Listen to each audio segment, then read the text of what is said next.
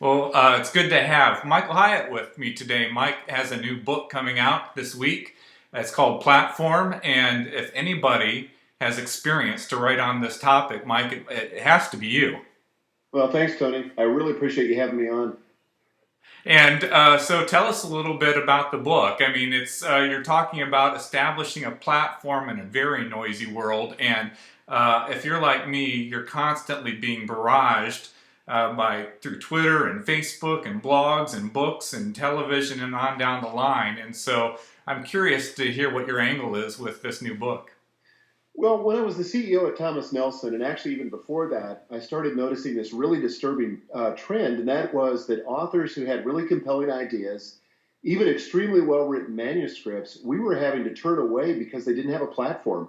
And it's not that the publisher expects the author to bring the platform and do all the work, but it's difficult to leverage nothing. So at least if you have got something to start with, you could leverage that.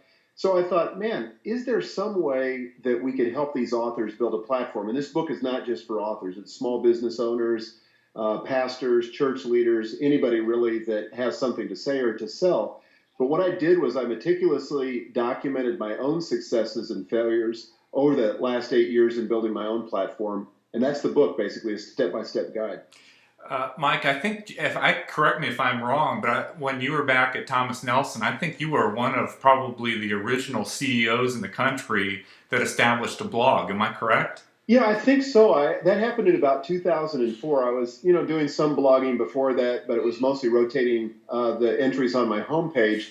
But I really started blogging in 2004, and not with the intention of building a platform. I kind of did that accidentally. But I really wanted a repository for my best thinking, and I wanted a way to share it with my colleagues. And so for 4 years, Tony, from 2004 to 2008, I had less than 1,000 readers a month, which should be an encouragement to anybody that you just got to stay with it. But then in 2008, with the advent of social media and me getting on Twitter and Facebook, something changed dramatically. I went from 1,000 readers a month to 22,000 readers a month on average that year.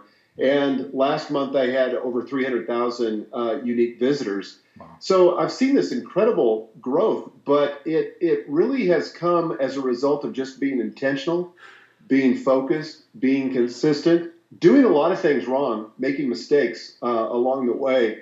But I thought, man, if I can do it, anybody can do it. And oh, by the way, let me just say this. Some people say, well, you were the CEO of Thomas Nelson. Obviously, you could get a following. I mean, honestly, who wants to read a CEO? Can you think of somebody more boring than a CEO? And for the first 4 years that I was the CEO, I got no traffic. I mean, virtually no traffic. So that didn't really help me. It was an obstacle to overcome.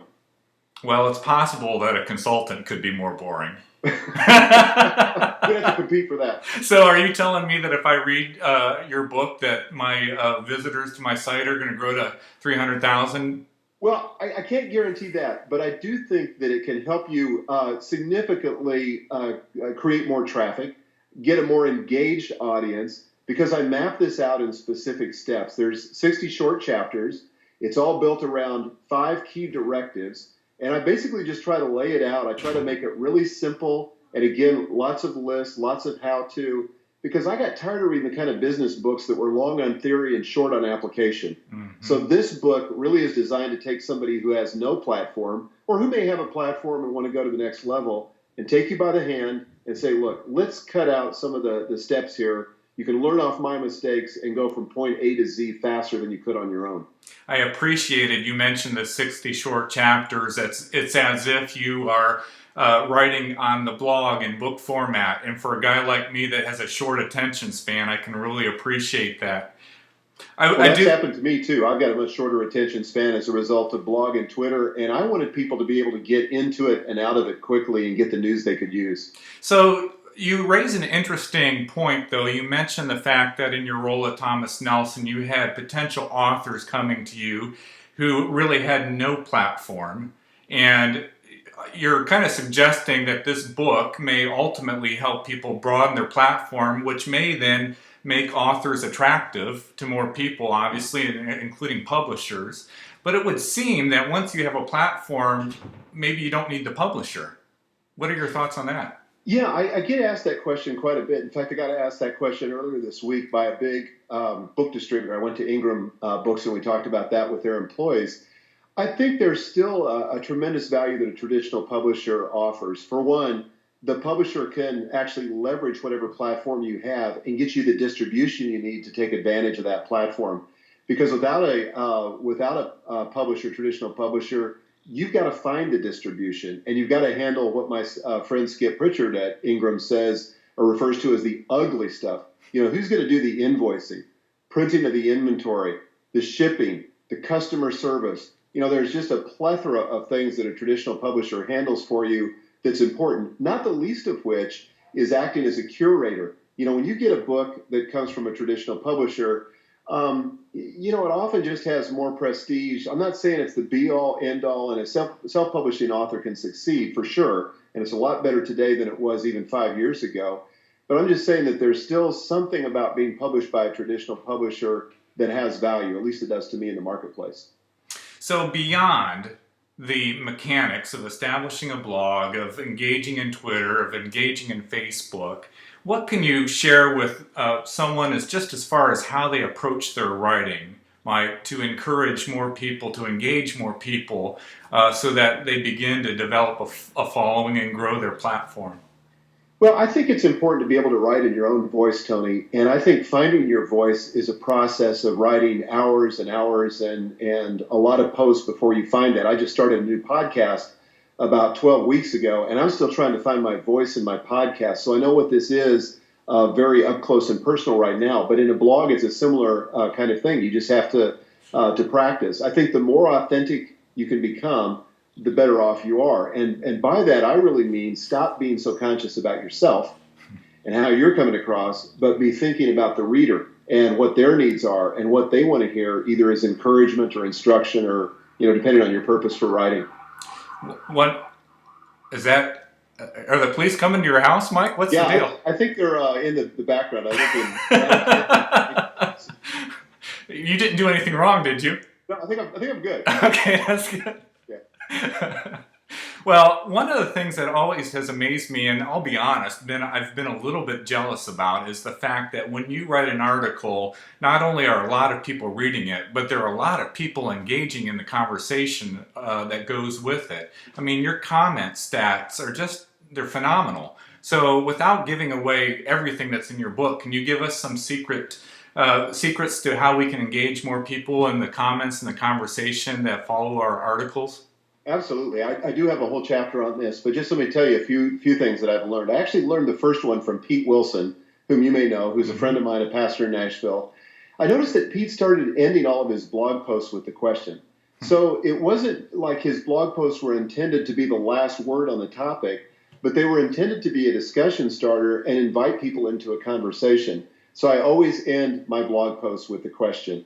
The other thing I do is I actually engage in the comments myself. I mean, I know some bloggers, and you do too, who don't allow comments, which I think is a huge mistake in terms of engaging with your tribe. Right. But then worse, they start the conversation, and then they're nowhere to be found. Yeah. I mean, it's like hosting a dinner party, inviting people over, greeting them, and then just disappearing and letting them fend for themselves.